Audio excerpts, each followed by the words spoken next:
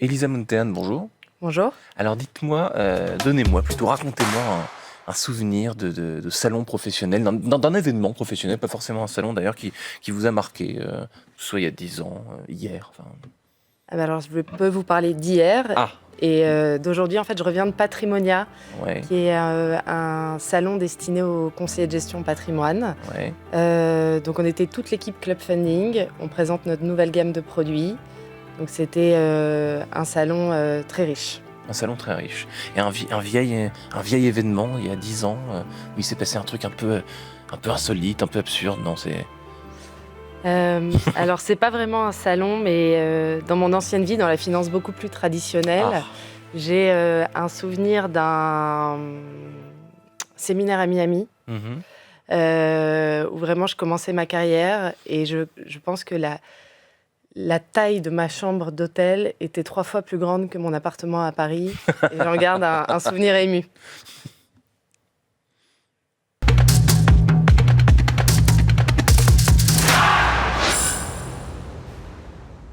Bonjour à tous et bienvenue au Talk Décideur du Figaro avec à côté de moi Elisa Muntean qui voilà, vous venez de nous décrire cette anecdote, une chambre trop grande peut-être pour ce que Trop grande. pour ce que Trop vous grande. étiez à l'époque, c'est ce que vous venez un peu de nous dire si je lis à travers la ligne. Vous êtes aujourd'hui DG de Club Funding, donc vous nous l'avez décrit. Club Funding est leader du financement immobilier alternatif en Europe, une plateforme qui a été agréée par l'AMF depuis avril 2015. Le financement immobilier participatif, qu'est-ce donc? Pardonnez-moi, c'est une question triviale mais essentielle. Ouais, non, mais qui est une très bonne question. En fait, le financement alternatif immobilier, il existe depuis très longtemps. Il était plutôt destiné à des personnes aisées.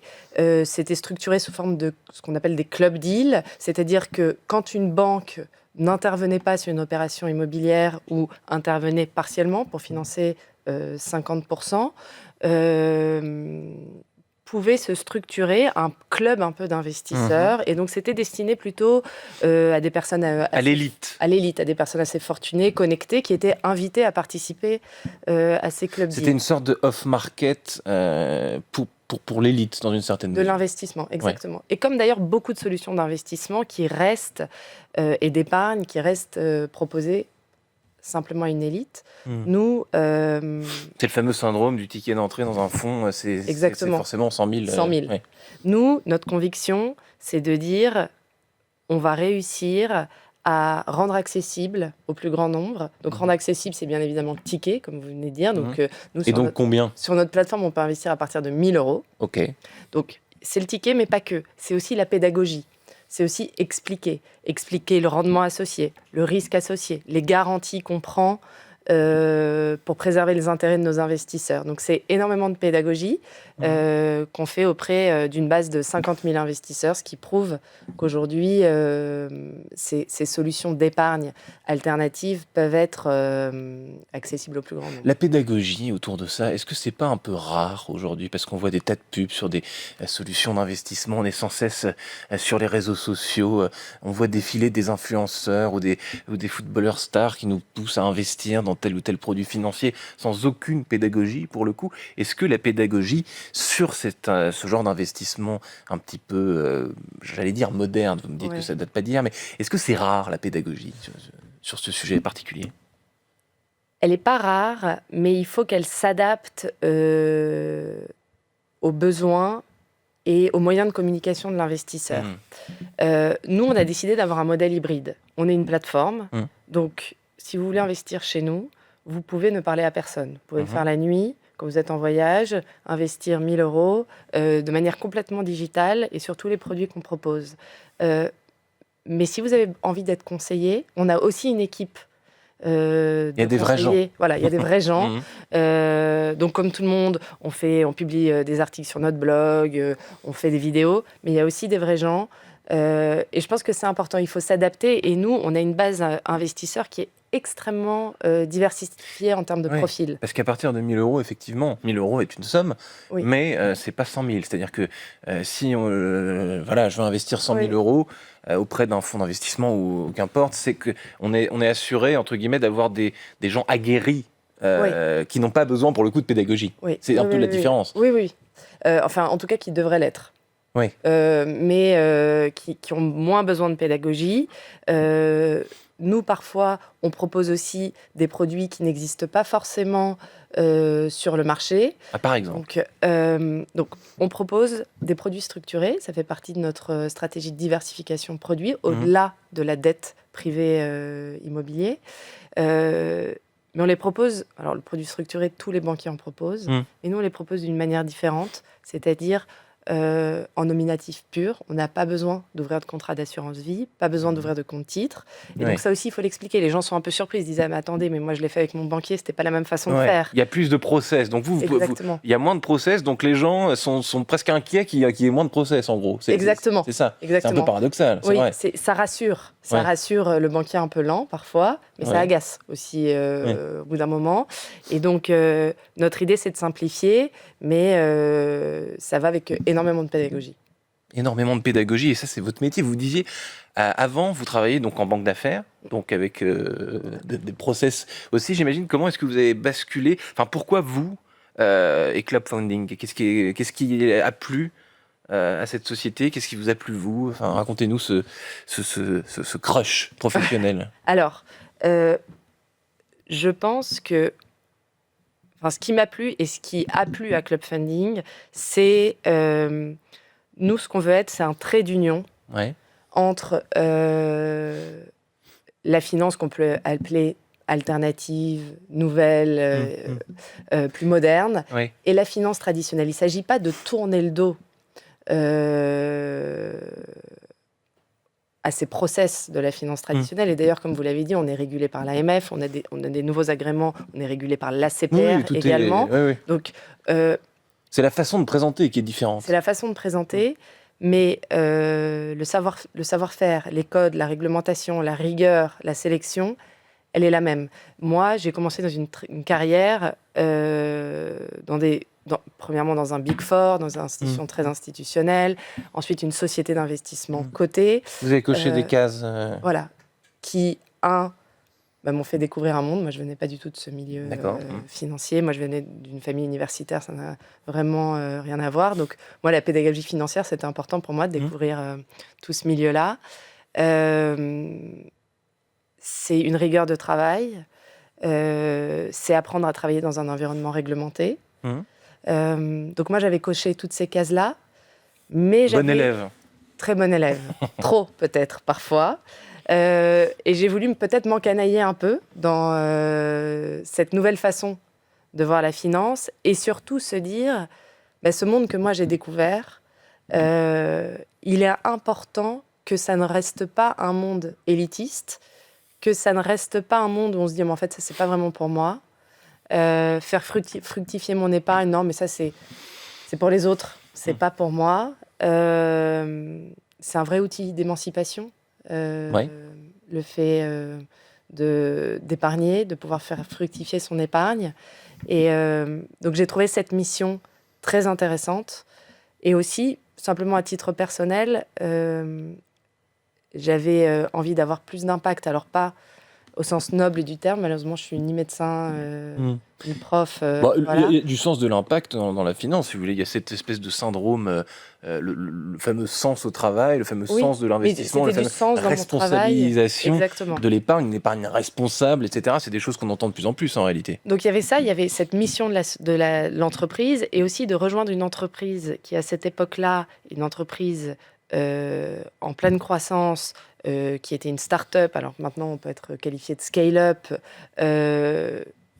C'est aussi être dans une entreprise à taille humaine. Aujourd'hui, vous êtes une cinquantaine, c'est ça? Non, là, on est beaucoup plus, on est une centaine. Une centaine. Quand je suis arrivée, on était une cinquantaine. Mais c'est des entreprises à taille humaine, et c'est-à-dire qu'on a énormément d'impact sur la trajectoire de l'entreprise. Et ça, c'est très intéressant. On dort pas beaucoup. Mais ça donne beaucoup de sens. Ça, vous me le confirmez, ça, c'est des métiers où on dort peu. Et vous n'avez jamais beaucoup dormi. Enfin, en banque d'affaires, on dort pas beaucoup non plus. Non. C'est un rythme. Non, c'est un rythme soutenu, mais là, quand je dis on dort pas beaucoup, c'est qu'on a beaucoup de responsabilités sur ses épaules. Les responsabilités des équipes, mais aussi des investisseurs qui investissent chez nous. Mais j'imagine que toutes les personnes passionnées par leur métier sont ravies de pas beaucoup dormir. Alors, c'est possible, en effet. Enfin, plutôt, décrivez-moi un business case typique chez Club Funding, quelque chose que, voilà. Alors, l'intérêt si on parlait tout à l'heure de notre métier qui nous a fait connaître, qui est le financement alternatif immobilier, le business case classique, c'est un opérateur immobilier. Ouais, Un opérateur immobilier, chez nous, ce ne sont pas des promoteurs, mais ce sont des professionnels de l'immobilier qui font de la rénovation. Donc, qui achètent un bien, ouais. qui le rénovent et qui le revendent, par exemple, à la découpe, un immeuble. Avant la crise immobilière, il était assez facile pour ces opérateurs de faire appel à une banque Mhm. qui finançait une partie de l'acquisition. Ouais. Aujourd'hui, les banques sont beaucoup plus frileuses. Donc, il y a beaucoup d'opérations sur lesquelles elles n'interviennent pas. Et nous, on vient proposer des solutions alternatives pour que ces opérateurs puissent trouver des sources de financement. Mhm. Et plutôt que l'argent vienne d'un seul bilan, qui est le bilan de la banque, nous, l'argent vient de notre base investisseur qui investit mutuellement dans un projet qu'ils ont choisi sur la plateforme. Est-ce que le marché immobilier actuel, alors vous avez parlé de la crise immobilière, ce qui se passe actuellement sur le marché immobilier qui est assez incertain en réalité, Ouais. c'est un marché un peu bizarre en ce moment, c'est bon pour vous ou pas?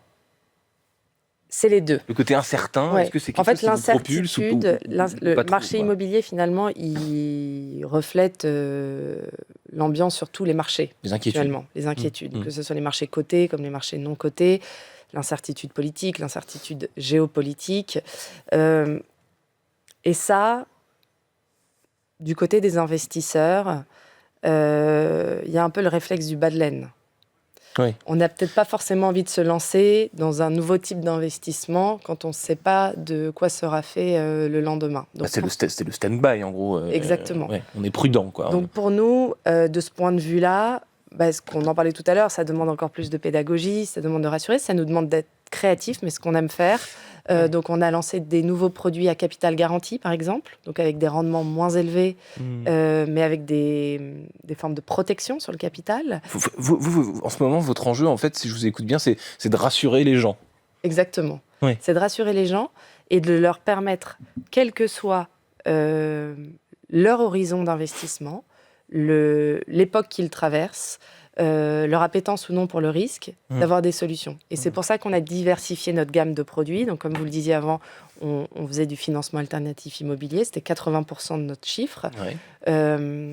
Aujourd'hui, l'immobilier est toujours très présent. C'est environ 60% de notre collecte. Ouais. Mais même au sein de cet immobilier-là, on a diversifié, on a lancé une SCPI avec une thématique sport et bien-être. Donc là, c'est une autre forme d'investissement parce que c'est de l'investissement locatif immobilier. Et puis, on s'est détaché aussi de l'immobilier. On a lancé une offre de produits structurés. On finance des startups également. Ouais. Et tout ça, ça permet de répondre à des besoins de vie différents de nos investisseurs, des appétences différentes, des montants différents, parce qu'on parle du ticket minimum, mais il n'y a pas de ticket maximum. Ouais. On a des investisseurs. J'allais vous demander justement, en moyenne à peu près, le ticket minimum, donc vous c'est 1 000 €, mais qu'est-ce que vous voyez sur votre plateforme? Il nous reste une petite minute. Alors, sur notre plateforme, les investisseurs investissent en moyenne 30 000 € annuellement. 30 000 € par mois, par an. D'accord.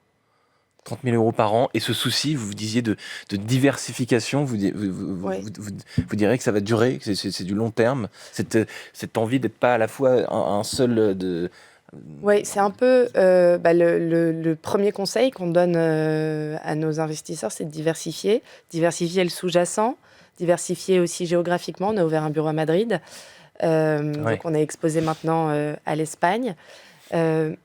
Diversifier aussi le profil de rendement, la maturité.